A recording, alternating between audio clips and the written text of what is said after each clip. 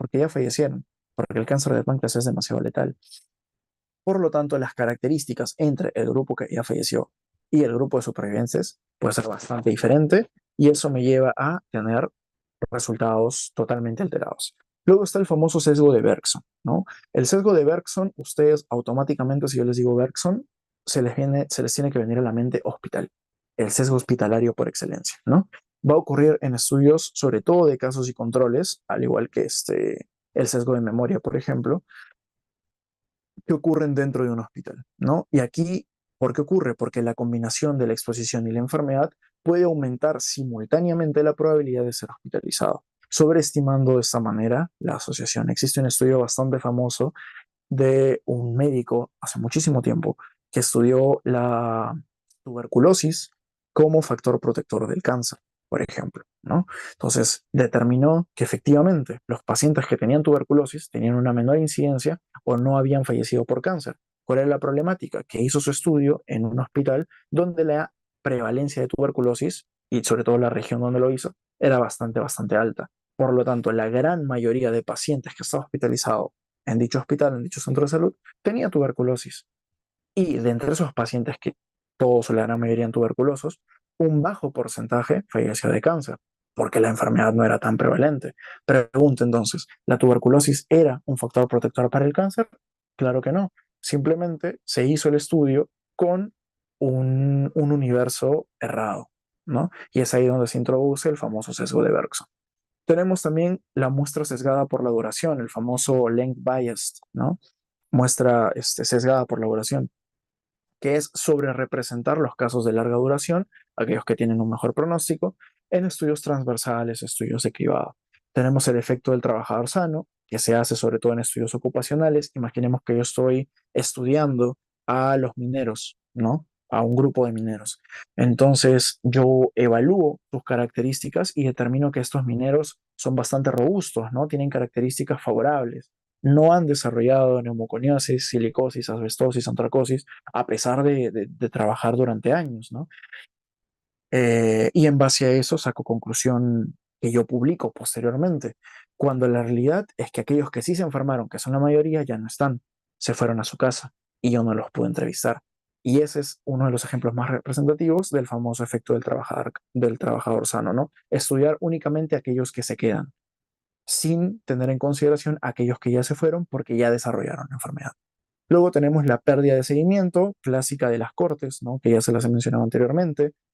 Y por último tenemos el famoso sobrepareamiento de los estudios de casos y controles. Recuerden, lo más difícil en un estudio de casos y controles es los controles, encontrar un buen control. ¿Y qué pasa? Muchas veces hacemos un pareamiento, ¿qué quiere decir? Hacemos un ajuste por determinadas variables, ¿no? Yo quiero que mi control sea de la misma localidad, quiero que mi control sea del mismo grupo etario, perfecto. Pero muchas veces hay investigadores, y esto pasa en la realidad, que dicen yo quiero que mi control sea del mismo grupo sanguíneo, yo quiero que mi control sea de la misma estatura, yo quiero que mi control sea del mismo color de ojos, ¿no? De que los padres vengan del mismo lugar. ¿Y qué sucede muchas veces ahí? Que puede estar haciendo una, un control tan excesivo de determinadas variables que finalmente mi caso y mi control van a terminar siendo idénticos. Y por lo tanto, yo ya no voy a tener ninguna variable que estudiar. Y por lo tanto, no voy a poder obtener ninguna medida de fuerza de asociación y todo mi estudio queda totalmente invalidado, ¿no? Y es ahí donde existe el riesgo de sobrepareamiento. Ahora, ¿cuál es la mnemotecnia que les he traído para el sesgo de selección? Bergson y Niemann son voluntarios y siguen animales sanos que se aparean sin respuesta y duración. Puede ser un poco largo, pero repítanlo un par de veces y van a ver que se van a acordar. Como les recuerdo, esta no es una mnemotecnia obligatoria. Si ustedes quieren, si es de su agrado, se la aprenden. Si no, y si tienen una mejor, pues enhorabuena. Pero se las dejo de todas maneras, ¿no? Bergson y Niemann, por lo que ya vimos, voluntarios de voluntariado, siguen de pérdida de seguimiento, sanos del efecto de trabajador sano, aparean de sobrepareamiento, sin respuesta del sesgo de no respuesta, que tiene bastante que ver con el sesgo del voluntario, ¿no? Recordemos que los voluntarios responden, pero la mayoría no responde. Y por último, el sesgo de duración, ¿no? El famoso length bias. Y bueno, chicos, con eso sería prácticamente todo el repaso. Finalmente les dejo algunos algoritmos y algunas pepas de examen, algunos datos que espero yo que les sean bastante de utilidad. Datos fijos que tienen ustedes que recordar para su examen, ¿no? Cuando hablamos de un error sistemático, aumentar el tamaño de la muestra jamás va a compensar o va a solucionar este error, ¿no? El aumentar el tamaño de la muestra, el aumentar mi n, sirve para los errores aleatorios, ¿no? Rechazar la hipótesis nula cuando es verdadera, aceptar la hipótesis alternativa cuando es falsa, ¿no? Los famosos errores del celoso y del cornudo los tenemos ahí, ¿no? En esos casos sirve aumentar mi tamaño muestral. Cuando hablamos de validez interna, cuando hablamos de error sistemático, por más de que yo aumente mi tamaño muestral a 100.000 sujetos, que es un montón, no lo voy a solucionar jamás, nunca. ¿Okay? Es el primer dato fijo que quiero que tengan en cuenta. El segundo, ¿no? En un caso sin controles, siempre es buscar como trampa el sesgo de memoria, que es usualmente lo que solemos ver, ¿no? Luego, la estrategia cardinal para neutralizar el sesgo del observador es el famoso enmascaramiento, también denominado ciego. Recuerdan ustedes que sirve, ¿no? Que tenemos el ciego simple, el doble ciego, el triple ciego incluso, entre otros. Luego tenemos el famoso sesgo de Niemann, ¿no? El sesgo del superviviente, ya les mencioné. ¿Cómo podemos solucionar el sesgo de Niemann o cómo podemos evitarlo, mejor dicho, tomando en consideración casos incidentes? ¿Por qué? Porque si yo tengo casos incidentes, los tengo de aparición nueva, ¿no? Un caso incidente es un caso que yo estoy viendo que aparece recién. O sea, tengo temporalidad, tengo seguimiento. Por lo tanto, ya no voy a caer en el error de entrevistar únicamente a aquellos que han sobrevivido a la enfermedad, sino ya tengo un tamaño muestral mucho más fidedigno.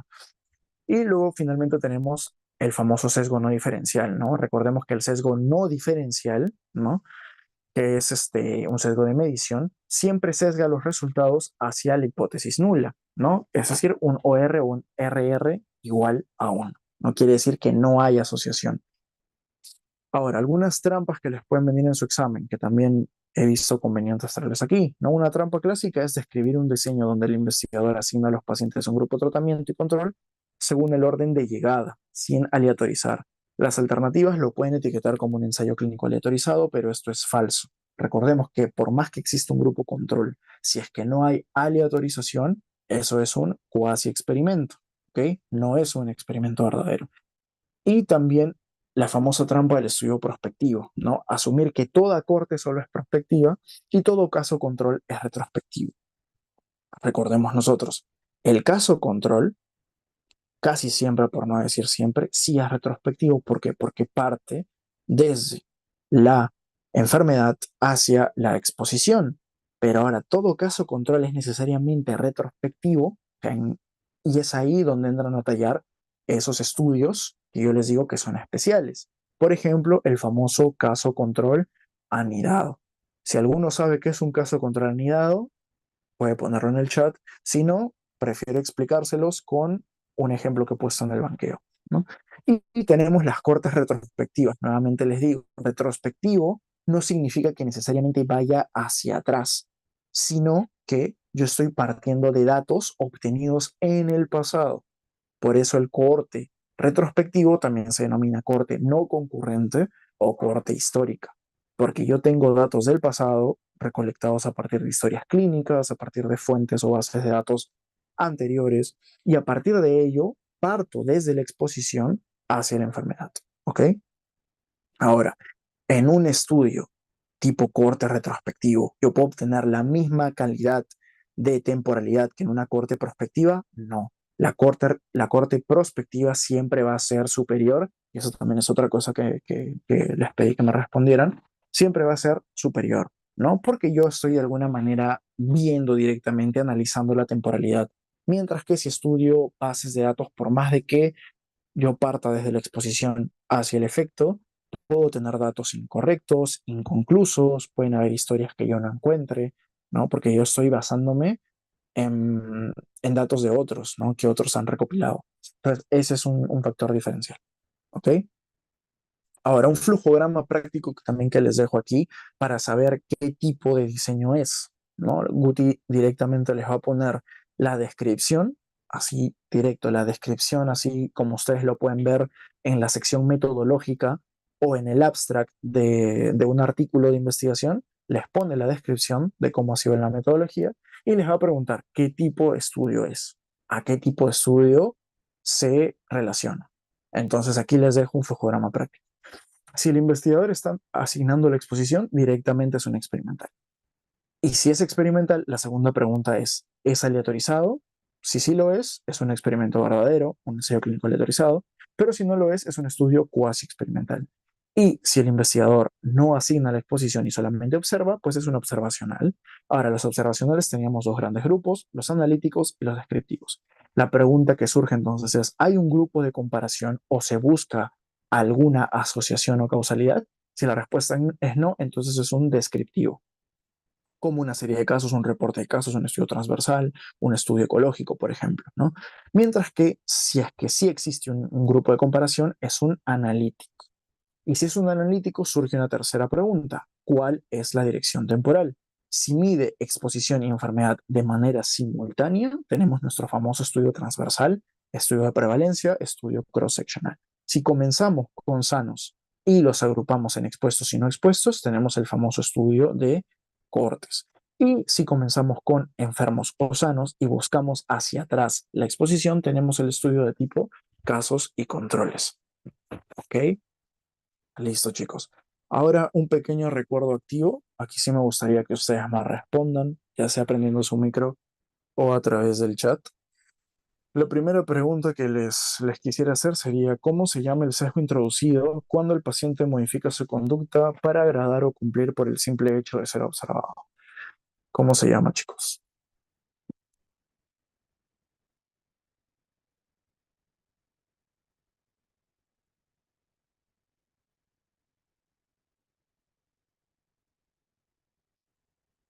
Excelente, muy bien.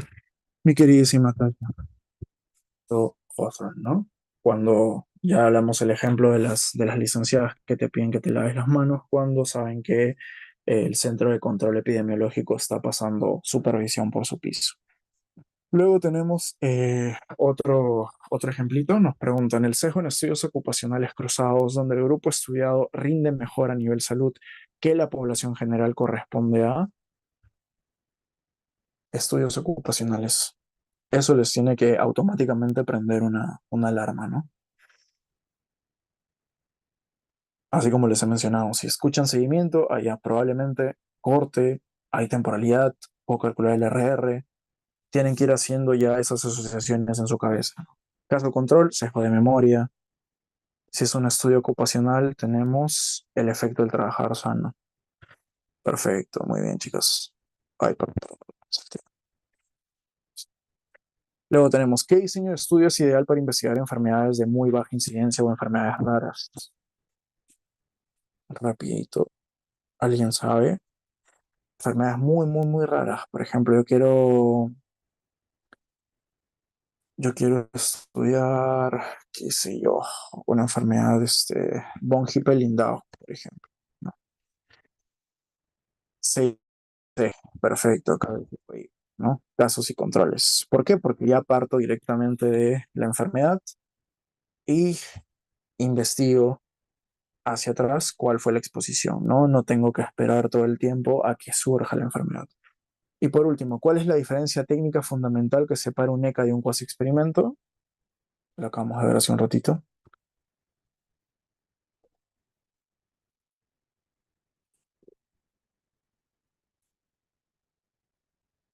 Aleatorizar, excelente. Uy, Tasha me parece que se va para ranking, ¿ah? Muy bien, muy bien. Ya. Ahora sí, chicos, las preguntitas, lo que más quieren. ¿Ya? Vamos a terminar estas preguntitas y al final les dejo las recomendaciones que ya puede que hayan escuchado hasta la sociedad, pero creo yo nunca viene de más en un curso tan, qué sé yo, exigente y en muchos casos agobiante como epidemia, ¿no? Nos dice la pregunta, a pesar de que la cirugía laparoscópica mejora los resultados en procedimientos quirúrgicos comunes, su rol en cirugías colorectales complejas no está del todo definido. Por ello, un grupo de investigadores revisó retrospectivamente las historias clínicas de un grupo de 74 pacientes que fueron intervenidos quirúrgicamente por fístulas entéricas. ¿Ok? Se determinó que 31 fueron intervenidos mediante cirugía abierta y 43 mediante laparoscopia. Se determinó además la frecuencia de complicaciones postoperatorias graves en los 74 pacientes. Esta investigación puede caracterizarse como un estudio de qué tipo: corte no concurrente, preexperimental, casos y controles anidado, un estudio transversal o un cuasi experimento. La D, ¿no? Un transversal. Ok, bien, Tasha. ¿Alguien tiene otra clave? Vamos a ver, ¿será cierto lo que nos dice Tasha? ¿Estará mal y tendrá puntaje negativo? ¿Cuál será la respuesta? ¿Alguien más, chicos? ¿Alguien se anima? Somos, creo que más de 15 personas. Entonces, si alguien tiene otra clave, adelante, chicos. Como les dije, este es un tema en el que sinceramente no me gustaría que pierdan puntos. Ok,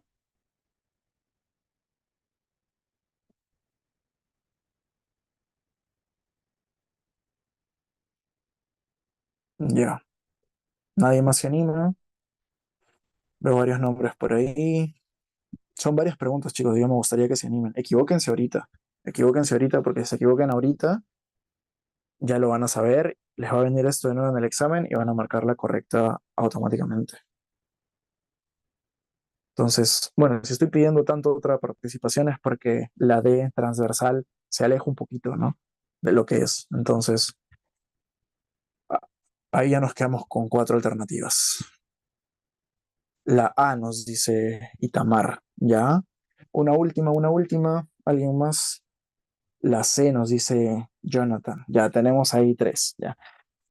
Le, ya, entonces vamos a analizar de manera rápida, chicos, para que quede como ejemplo y ya las siguientes las hacemos un poco más dinámicos, ¿está bien?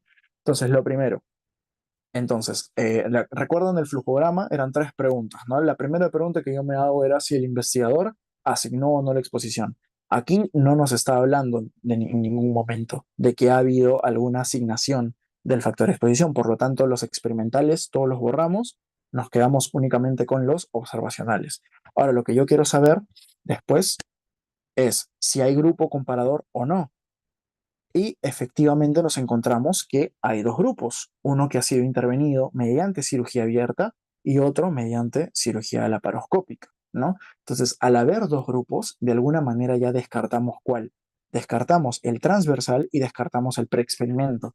¿Por qué? Porque recordemos, el transversal no había un grupo comparador, ¿no? Se elabora simplemente una entrevista en un punto específico del tiempo, analizando tanto la exposición como el efecto de forma simultánea. Por lo tanto, no existe ningún comparador. Y en un estudio tipo preexperimental, lo mismo. Es un grupo al cual nosotros le asignamos una intervención, nosotros como investigadores intervenimos y gracias a esa intervención posteriormente analizamos cuál fue la respuesta. Entonces nos quedamos con corte no concurrente, casos y controles anidado y el famoso cuasi experimento. Pero el cuasi experimento también lo descartamos porque hemos dicho que no hay este, asignación de la intervención o de la exposición por parte del investigador. Tenemos dos entonces, cortes no concurrente y casos y controles anidados. Ok, casos y controles anidados. ¿Alguien sabe en qué consiste ese tipo de estudio? Si alguien lo sabe, le paso un Notion de full preguntas para todos los exámenes, si es que alguien lo sabe.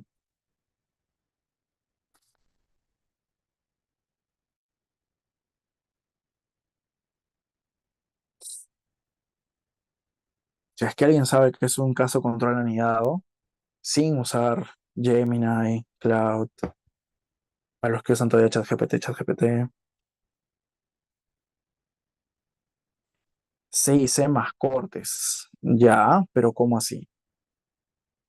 ¿De qué manera? Bien, les explico rapidito, chicos. Lo más probable es que no lo hayan visto todavía porque es un tema que van a ver más adelante. Un caso control anidado, como su nombre lo dice, ¿ya? Y como también de alguna manera el compañero Jonathan lo ha dicho, es un caso control, ¿ya? Es un estudio de tipo caso control. Lo que yo voy a calcular es el famoso OR, ¿no? Mi razón de odds.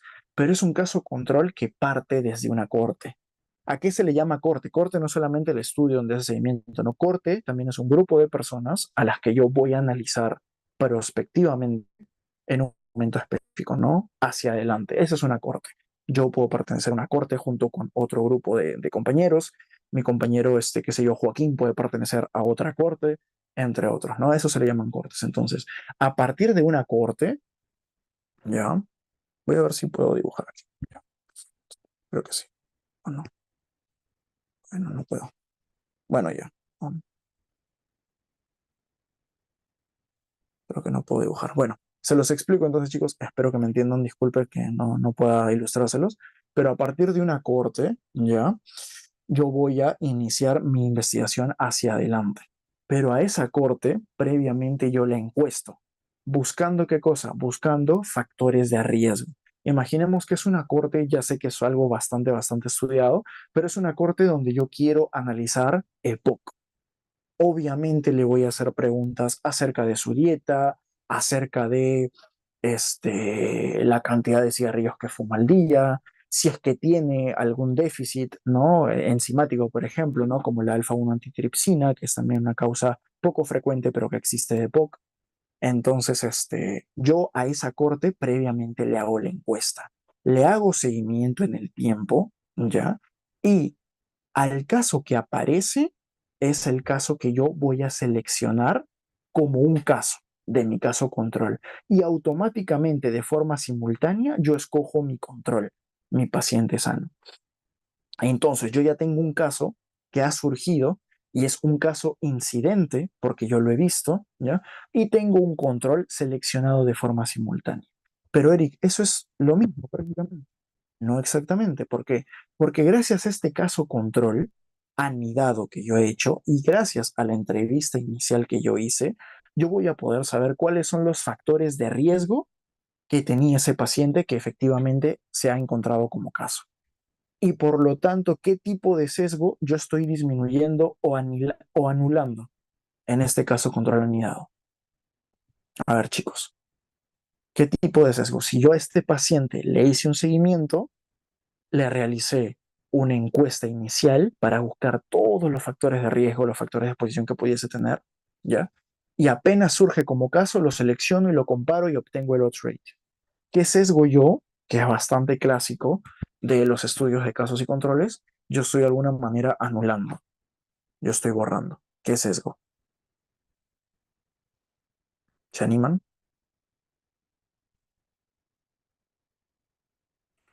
A ver, chicos, 5, 4, 3, 2. Ya tenemos una respuesta excelente. El sobrepareamiento, no. Memoria, sí, exactamente. El sesgo de memoria. ¿Por qué? Porque esa era una de las más grandes problemáticas que yo tenía en mi caso control, ¿no? Que el paciente con caso se acuerde mucho más que el control o que simplemente el caso no se acuerde absolutamente de nada. Pero si yo le he hecho esta entrevista inicial antes de hacer el seguimiento, ¿no? Por lo tanto, yo ya sé cuáles eran sus factores de exposición. No voy a tener que repetirle la pregunta. Y por lo tanto, el sesgo de memoria desaparece, se hace nulo. Esa es una estrategia bastante importante y que les va a venir en exámenes futuros, estoy segurísimo, y ustedes desde ahorita ya lo saben, para evitar el sesgo de memoria. ¿Ok? Entonces es un tipo de caso control específico que se desarrolló para responder una pregunta. Es el caso control anidado. ¿Ok, chicos? Entonces, este no es un caso de caso control anidado. ¿Por qué? Porque lo más importante es la historia clínica. Retrospectivamente, ¿ya? Entonces, no concurrente. Y si me dice que determinaron la intervención y también determinaron las complicaciones posoperatorias, entonces hubo criterio de temporalidad, hubo seguimiento en el tiempo. Por lo tanto, cortes no concurrente, también denominada corte retrospectiva. Bien, entonces aquí lo hemos analizado bastante. Las siguientes, chicos, quiero un poco más de dinamismo para que podamos terminar esta clase lo más rápido y que ustedes puedan regresar a banquear. Estoy seguro que terminando esta clase van a seguir banqueando, van a seguir haciendo sus ejercicios. Creo que mañana no es el examen, pero igual, chicos, nunca está de más una amanecida para salvar epidemia. ¿Ok? Segunda pregunta nos dice, en una investigación se seleccionó a un grupo de 138 mujeres gestantes y otro de 145 mujeres no gestantes, a quienes se les tomó una muestra de sangre en ayunas. Las mujeres gestantes, al ser comparadas con las no gestantes, presentaron un nivel de colesterol total de 212 más menos 40 y 172 más menos 29 respectivamente. Esta investigación se corresponde con un diseño de tipo.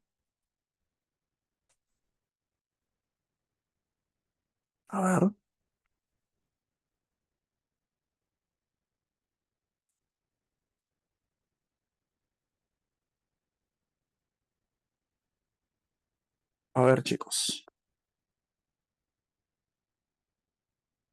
¿alguien se anima con alguna respuesta? ¿Alguien ya tiene la clave tal vez? Estas son preguntas del año pasado, creo. Estas son preguntas que le vinieron a la 21. O sea, a la 22 le puede venir tranquilamente lo mismo. Guti, les adelanto, Guti suele repetir preguntas. Obviamente muchas veces con los datos cambiados, con las claves cambiadas, el orden cambiado, pero esa es una gran ventaja que tienen ustedes que están en epidemia. No, una de las pocas ventajas, si así lo que hay en epidemia, que es que te puedes llevar el examen. Entonces ahí tranquilamente puede repetir Cuti la pregunta. A ver, chicos, anímense a ver.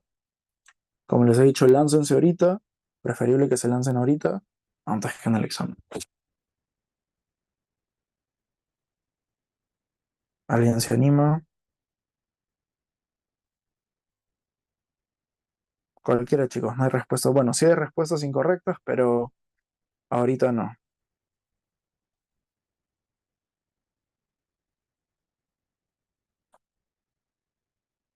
A ver, ya tenemos una valiente o un valiente. Casos y controles. Anidado nuevamente, tal vez, porque es el único. No, no es un casos y controles. Ya les reduje las posibilidades a cuatro.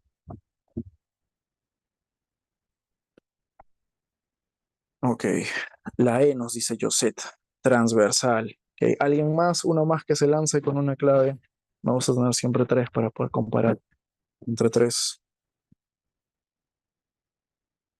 ¿Alguien más que quiera lanzarse con una clave? Cualquiera, chicos. Pueden copiar a Jonathan, pueden copiar a Josette, pueden lanzarse con su propia clave antisistema. La E también nos dice Alice. Perfecto. Y aquí efectivamente, chicos, la clave es la E. La gran pregunta, ¿por qué? Porque yo estoy evaluando tanto exposición, o en este caso intervención, como resultado de manera prácticamente simultánea, ¿no? Estoy evaluando. ¿Cuál puede ser el gran confusor? Es que estoy seguro que a más de uno le hizo dudar. El hecho de que acá diga comparadas, ¿no? Si es que eso los hizo dudar, tranquilos, chicos. Le pasa a la gran mayoría porque desconocen que existe el famoso estudio transversal analítico. Por más de que los estudios transversales se concibieron como estudios meramente descriptivos, la realidad es que hoy existe el estudio transversal analítico, que de alguna manera busca, a partir de encuestas, a partir de estudios seccionales en un momento determinado del tiempo, busca encontrar alguna asociación. Obviamente, la asociación que se obtenga no va a ser de la misma calidad que en un caso controles y mucho menos que en una corte, pero ya es algo, ¿no? Mejor mi peor es nada, por así decirlo.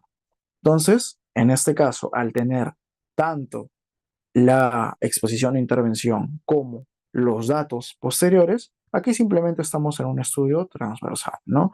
Ya ustedes más o menos lean y analicen por qué no es uno de los otros ejemplos o las otras claves que están aquí colocadas, ¿no? Y correcto, es un estudio transversal analítico. Y si ustedes se dan cuenta, en el gráfico de Guti incluso aparece aquí. Quiero que tengan esto en cuenta. Aquí. En descriptivos, obviamente aparece serie de casos, ecológico transversal, pero si se dan cuenta, el transversal también recibe una flecha de qué? Del analítico no controlado. ¿Ok? Y es ahí donde se pueden calcular medidas de fuerza de asociación como la razón de prevalencia, por ejemplo. Otros dicen que es mejor calcular el odds ratio. Seguramente Guti ya les habrá hecho esa clase, tal vez sí, tal vez no, no lo sé. Pero esas son medidas de fuerza de asociación que se pueden encontrar también en un estudio transversal. ¿Tiene la misma validez y la misma robustez que el RR o que el OR? Obviamente no, pero ya es algo por lo menos, ¿ok? Entonces aquí la clave es transversal. Listo. Tercera pregunta, me dicen, en un estudio se seleccionó un grupo de pacientes diabéticos con control glicémico adecuado y otro grupo de pacientes diabéticos sin un adecuado control glicémico. En todos los pacientes se realizó al momento del enrolamiento pruebas de función renal mostrando resultados dentro de los límites normales. Perfecto. Tras 2 años de seguimiento se determinó el desarrollo de disfunción renal, encontrando como resultado de la medida de asociación un valor de 2,25, intervalo de confianza de 1,78 a 2,79. Con esta información se puede afirmar una o más de una. Ojo, chicos, esto también muchas veces ha venido en preguntas de Buti. Te dice, selecciona una o más de una.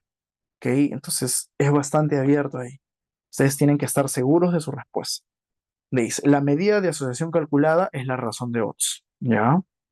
La medida de asociación calculada es distribuible, ¿ok? Se llevó a cabo un estudio de cortes concurrente, prospectivo, ¿ok? El estudio es una investigación observacional no controlada, ¿ok?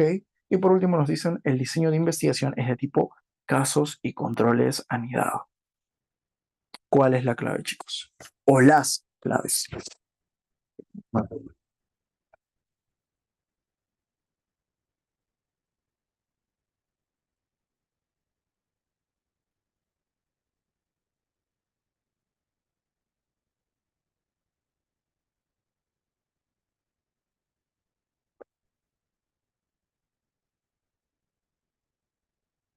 Nos dice, C, tengo un punto negativo. No, mentira. La C nos dice, ¿no? Cortes concurrentes. Ya. ¿Alguien más? Otra clavecita. Anímense, chicos. Veo a los mismos dos, tres participando y me sale que hay 21 personas. Bueno, tal vez el DL quiere participar. ¿Alguien más? No tengan miedo. Tasha no le tienen miedo al puntaje negativo. Ustedes tampoco.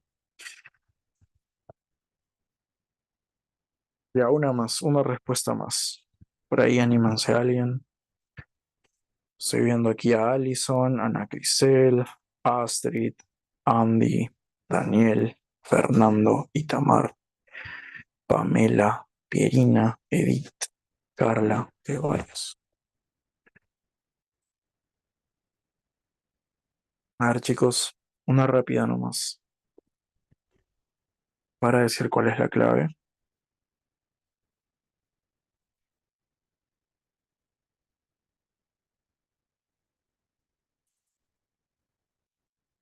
A ver, chicos, anímense.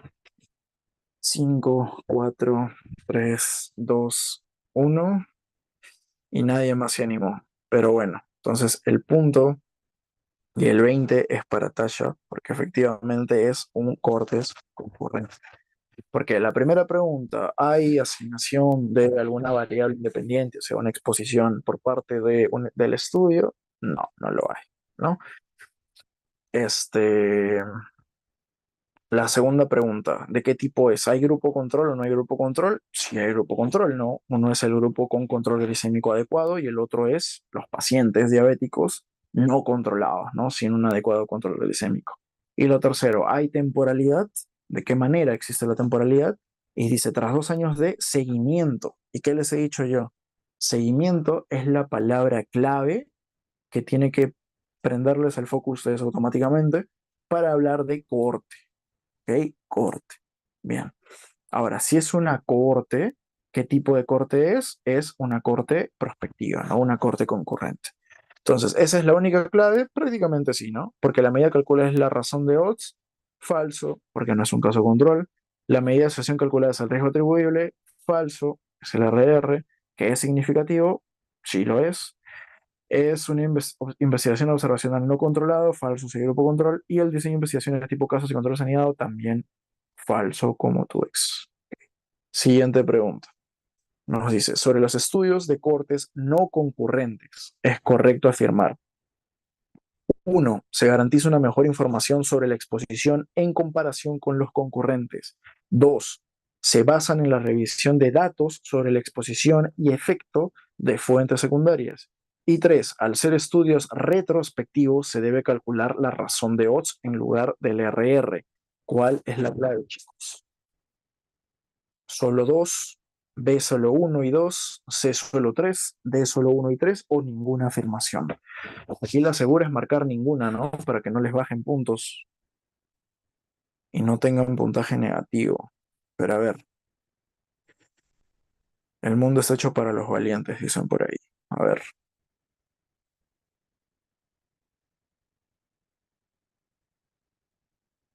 ya tenemos el primero, la primera valiente.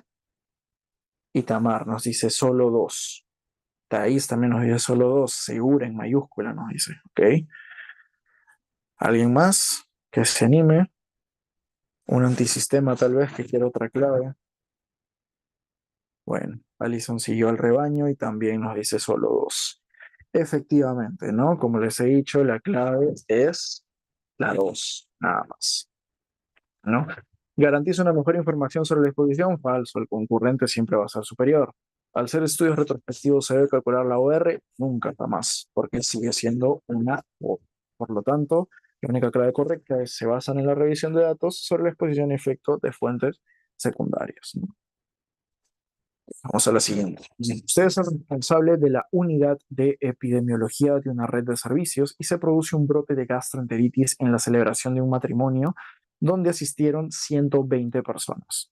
Usted decide entonces realizar la investigación del brote empleando como diseño un estudio de qué tipo: casos y controles, cortes no concurrentes, cortes prospectivos, un ensayo de campo o un ensayo comunitario. Eric, pero a mí Guti todavía no me ha explicado qué es un ensayo de campo. Igual te lo puede preguntar o te lo puede poner en las claves tranquilamente. A estas alturas ustedes ya tienen que saber que al doctor Guti prácticamente no le importa nada, ¿no? Entonces, Itamar nos dice una cohorte prospectiva. Ya, ya. Otro valiente, parte de Itamar.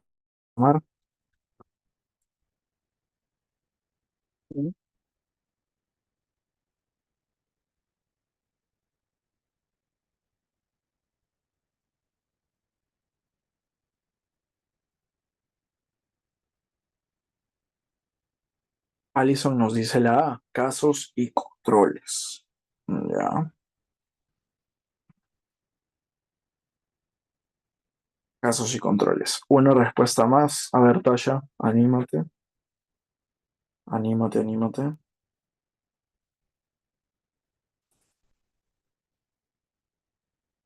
O alguien más. Tasha parece que ya ha tenido miedo al puntaje negativo. También dice la A. Correcto, ok.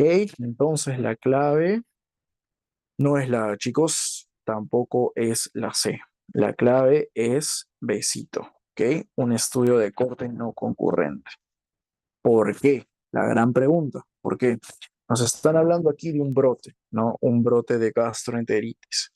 Ahora, este brote de gastroenteritis ha ocurrido en un contexto específico, que es la celebración de un matrimonio. Y también tengo yo cuántas personas estuvieron, ¿no? Unas 120 personas aproximadamente. ¿Ok? Entonces, si ustedes están en la duda de escoger para empezar, ¿no? Si es un brote, ¿qué medida de fuerza de asociación yo puedo calcular? ¿Alguien lo sabe? Si estamos hablando de brotes, recuerden ustedes, cuando hablamos de brotes, mejor lo hago así. Brotes. Tasa de ataque, excelente. ¿Y una tasa de ataque se relaciona más con un RR o con un odds ratio, una razón de odds? ¿Con qué se relaciona más? RR por la incidencia, perfecto. Pregunta para los que me dijeron casos y controles. En un casos y controles, ¿yo puedo calcular el RR?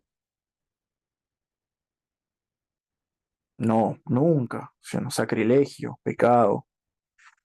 Entonces no se puede calcular el RR en un estudio de casos y controles. Por lo tanto, si estamos hablando de brote, brote, tasa de ataque, incidencia, como bien lo dicen por ahí, entonces estamos hablando de una corte. Y ahí solo tengo dos opciones: corte no concurrente y corte concurrente o prospectivo. Pregunta: ¿yo a este grupo de personas les hice el seguimiento o a mí me llega ya la información de que ha ocurrido el brote. ¿Qué es lo que pasa aquí?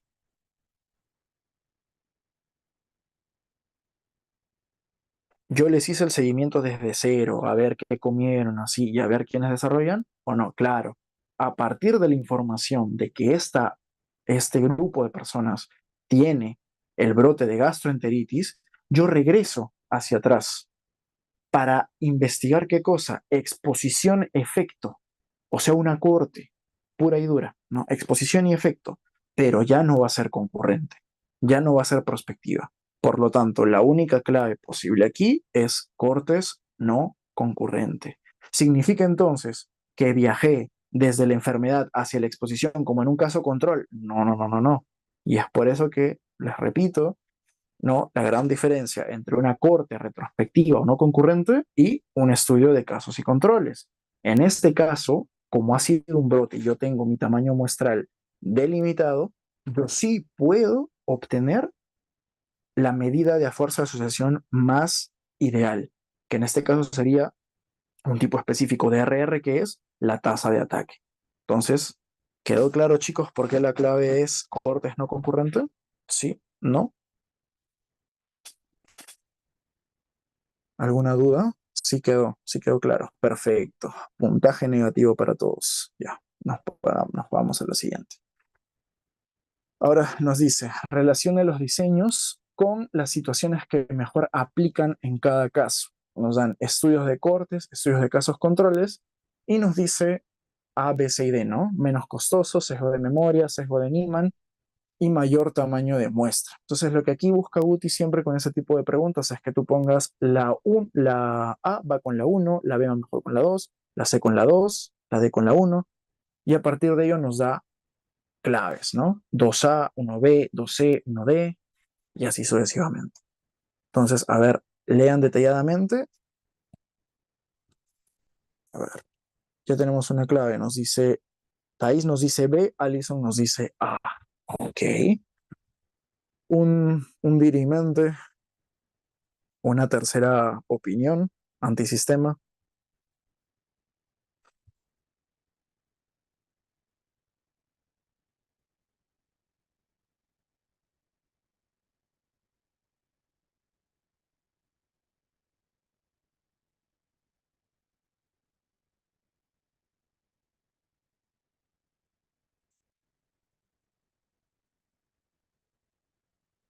A ver, chicos, una opinión más para ya dar la respuesta correcta. Nadie más se anima, solo Thais y Allison son las valientes. Bueno, bueno. Ya, entonces la clave efectivamente es la letra B. ¿Ok? La letra B. ¿Por qué? Porque nos dice menos costosos. ¿Cuáles estudios son los menos costosos? Los casos y controles. 2A. ¿En qué estudios hay sesgo de memoria? ¿En el corte o en el caso control? En el caso control, ¿no? El sesgo de memoria es clásico, característico, ¿no? Así como Perú es a tuberculosis, caso control es a sesgo de memoria. Entonces, 2B también. Sesgo de Niemann, también propio de los estudios de casos y controles. Y mayor tamaño de muestra, ¿en cuál voy a requerir un mayor tamaño de muestra? Casi todo lo difícil siempre es de corte, ¿no? Casi todo lo que involucre una mayor logística, un mayor tiempo, mayor financiamiento, todo eso es un estudio de corte. ¿Okay? Entonces, mayor tamaño de muestra también propio de un estudio de corte. Y por lo tanto, efectivamente la clave es la B. Y bien, ya vamos a ir terminando. Nos dice respecto al error sistemático en las investigaciones epidemiológicas. Es correcto afirmar. Uno, una de las maneras de corregirlo es incrementando el tamaño de muestra. Dos, es menor cuanto mayor sea el valor de alfa al calcular el tamaño de muestra. O tres, es también denominado error aleatorio o precisión.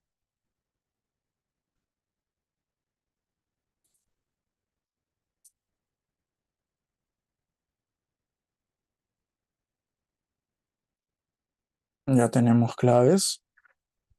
Thais nos dice A, Alison nos dice A y Tamar nos dice A. Efectivamente, ¿no? La clave aquí es la A. Ninguna afirmación es correcta, todas son falsas siempre, o casi siempre. Y sí, ¿no? Ya sabemos que el error sistemático no se soluciona aumentando el tamaño de muestra. Eso sirve para el error ¿De qué tipo? Aleatorio, ¿cierto? El error aleatorio sí se puede solucionar así, aumentando la potencia, ¿no? Entre otros. Bien. Las recomendaciones para el reporte o redacción de investigaciones epidemiológicas observacionales se recogen en la guía. ¿Cuál de todas estas, chicos? Ha sido pregunta, así que tranquilamente les puede venir. ¿Qué guía? Consort, Start, Prisma, Strobe. De ahí nos dice Itamar. ¿Alguien más? ¿Quién más se anima, chicos?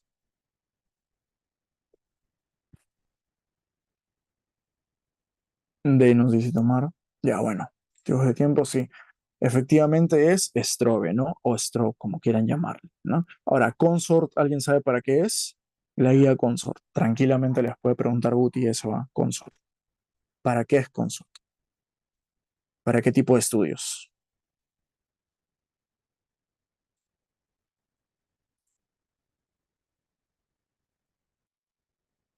A ver, chicos, no me dejen mal.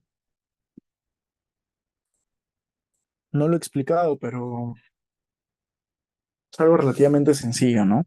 Consort con sede clínico, ¿ok? Es para los famosos ensayos clínicos aleatorizados. Y Prisma con RISD, revisión sistemática, ¿ok? START es para estudios diagnósticos, si no me equivoco, aunque es mucho menos preguntado. Generalmente lo que más pregunta Guti, que estoy seguro que les va a preguntar en algún examen, es Consort, Prisma y Strobe. Consort, ensayos clínicos, Prisma, revisiones sistemáticas y metaanálisis, y Strobe de OBD observacionales. Ok, listo. Y finalmente vamos con, ¿ya es la última? Sí, ya es la última. Es la última, chicos, acerca de sesgos. Aquí, a ver, no me dejen mal. Primero dice, se ha sugerido que los médicos podrían examinar a las mujeres que usan anticonceptivos orales con mayor frecuencia o de forma más exhaustiva que a las que no los usan. De ser así, y si se observa una asociación entre la flebitis y el uso de anticonceptivos orales, esta asociación podría deberse a sesgo de selección, sesgo del entrevistador, sesgo de vigilancia, sesgo de no respuesta o sesgo de recuerdo. ¿Cuál es la clave, chicos?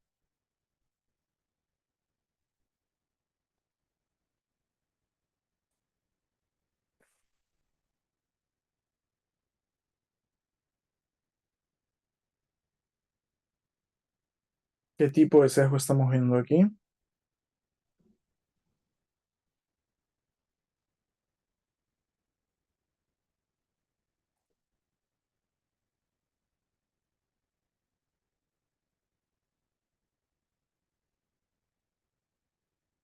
Se nos dice Allison, sesgo de vigilancia, ok. Otra pregunta, otra, perdón, otra pregunta, otra clave, una clave diferente. B nos dice Tasha, sesgo del entrevistador, ya así me gusta, que estén entre dos claves diferentes y que se mechen. A ver cuál es la. Así se van a querer mechar también con Guti, ¿no? Cuando pidan reclamos. No, doctor, que es la D, porque he leído en monografías.com que es la D. Ya saben, chicos, que solamente lean la bibliografía que Guti les manda, que si no, no les va a aceptar reclamos de ningún otro fuente. A ver, una más, una más. Se van por el lado de Allison, se van por el lado de Thais, eligen su propio camino.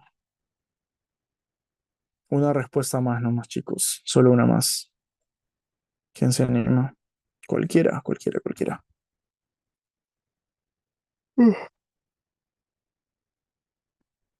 Ya, a ver. Aquí la clave es la clave C, ¿ok? Es en sesgo de vigilancia.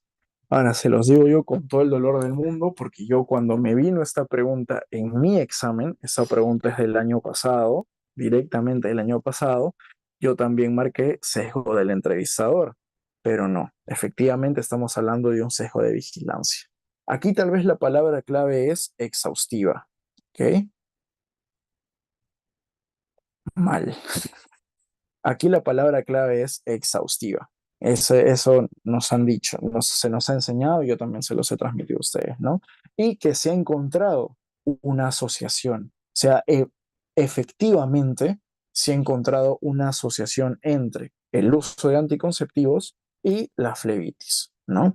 Entonces, en este caso estamos hablando de un sesgo de vigilancia. En un sesgo del entrevistador, el entrevistador no es que lo haga de forma más exhaustiva, ¿no?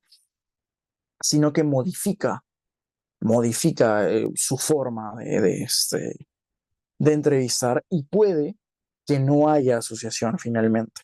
Pero aquí nos está diciendo que efectivamente sí hubo una asociación. Ahora, un datazo que les voy a dar es que esta pregunta, así tal cual calcada, está en su libro del Gordis. Tal cual está la pregunta. ¿Ok? La pregunta es calcada, calcada del Gordis. ¿Qué? Pero entonces, calcada del Gordis vino en el examen, vino en el examen y por eso, chicos, aprovecho para decirles, resuelvan todas las preguntas posibles de su libro. Al final de cada capítulo hay una parte que es de preguntas, ¿ok? Está solamente las preguntas y al final de todo el libro están las respuestas. Entonces, banqueen. No tienen una fuente de dónde banquear. Víctor no les ha pasado, se les ha perdido, el DL se demoró en pasarles. Su Gordis va a ser el mejor banqueo que puedan tener, ¿ok? Entonces, revisen. Yo sé que les quedan un par de días todavía para el examen. Pónganse a revisar su Gordis y resuelvan las preguntas porque tranquilamente Guti les pone una pregunta calcada del Gordis. ¿Ok? Listo. Otro nos dice, respecto al sesgo de memoria, señale cuáles de las siguientes afirmaciones son correctas. En los estudios de casos y controles, ese tipo de sesgo suele representar un sesgo diferencial. Uno. Dos, una estrategia de control de ese sesgo es incrementar el tamaño de la muestra y así tener mediciones más precisas. Tres, en los estudios casos y controles anidados, se espera que este sesgo se presente en menor proporción que en los estudios casos y controles clásicos. ¿Cuál es la clave, chicos? Solo dos, solo uno, solo tres, uno y tres. O la fija de fijas, ninguna es correcta, 0 puntos. La D nos dice Tasha, solo uno y tres. Bien, bien, Tasha creo que es la más valiente de la noche, ¿no? A ver, alguien más, Alison, Itamar, Jonathan, otros nombres por ahí. Tasha ya se cansó de carrear, Alison también, Itamar también. Jonathan nos dice la D, ¿ya? Una más.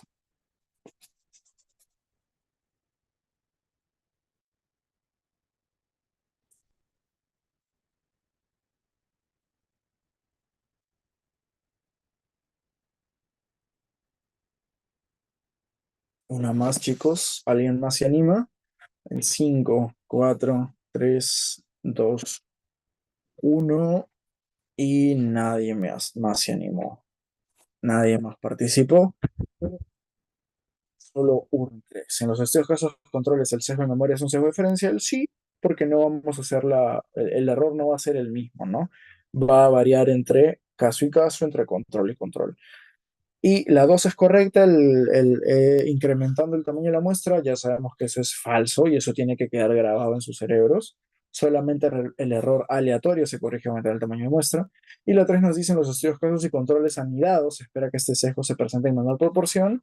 Sí, ¿no? Eso es lo que yo les he enseñado, que el caso control anidado elimina el sesgo de memoria de alguna forma. Y por último, al saber que están bajo la observación de investigadores, un grupo de internos de medicina trata de manera más amable a sus pacientes, ¿no? Mira qué vivos.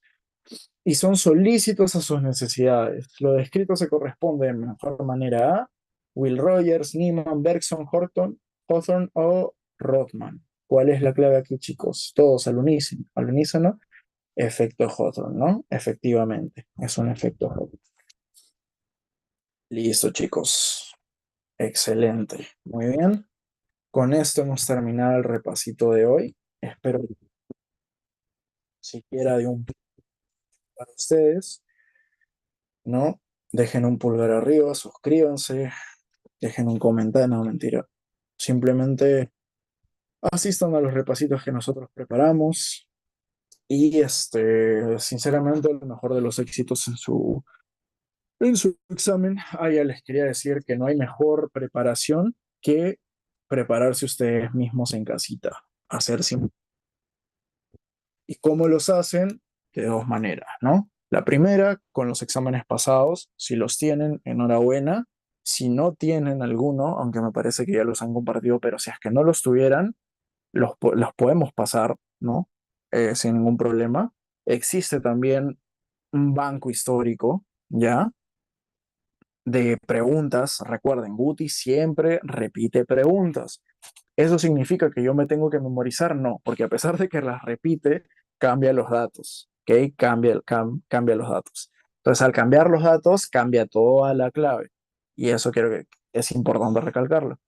Y lo mejor que ustedes pueden hacer es agarrar su hojita, ponerse 20 preguntas, ponerse un cronómetro de media hora, no 40 minutos, no, media hora. O sea, el reto es poder completar el examen en media hora. Si lo completan en media hora, ustedes van a estar finos para el examen. Agarren, pongan media hora y resuelvan. ¿Por qué? Porque apenas se cumplen los 40 minutos, ustedes ya conocen a Guti, les va a pedir el examen, si no los devuelven o si alguno de su fila se demora, es un cero automático para toda la fila. ¿Ok? Advertidos están, por favor, marquen su tipo de examen, eso es crucial, determinante. Marquen su tipo de examen apenas les llegue. Examen A, examen B, examen C, enciérrenlo en un circulito, pongan sus nombres, su firma, bueno, pero lo más importante es el tipo de examen. No dibujen nada más en la hoja de respuestas. El año pasado se anuló el examen por dibujar una carita feliz en una esquina. Entonces, no hagan eso, no hagan nada más con la hoja de respuestas que llenar lo que se les pide y sombrear el circulito con la respuesta que ustedes creen que es la correcta, ¿no? Y listo, chicos. Hagan simulacros, sigan banqueando. Voy a ver si encuentro el Notion que estaba lleno de preguntas para pasarles, ¿no? Con el permiso, claro, del autor, porque es un Notion que está bien elaboradito y que tiene preguntas de todos los temas de todo el curso. Así que lo más probable es que acceda a pasárselos. Si es así, yo se los paso a ustedes. Y listo, chicos. De verdad, el mejor de los éxitos en su examen, creo que es el martes. Yo me acuerdo que primero los martes y jueves, entonces creo que el examen es el martes.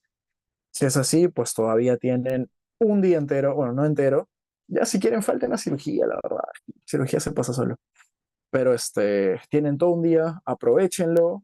Una amanecida siempre sirve, nunca está de más, ¿no? Pocos somos los privilegiados que el mismo día pueden estudiar y, no, pocos somos, no, yo no me incluyo, sí conozco compañeros que el mismo día estudiaban y sacaban una notaza, no fue mi caso y no es el caso de la mayoría, así que sirve estudiar con anticipación. Nada, chicos, la verdad, el mejor de los éxitos. Y aquí vamos a estar para futuros repasitos. Así igual, dinámicos, entretenidos, en la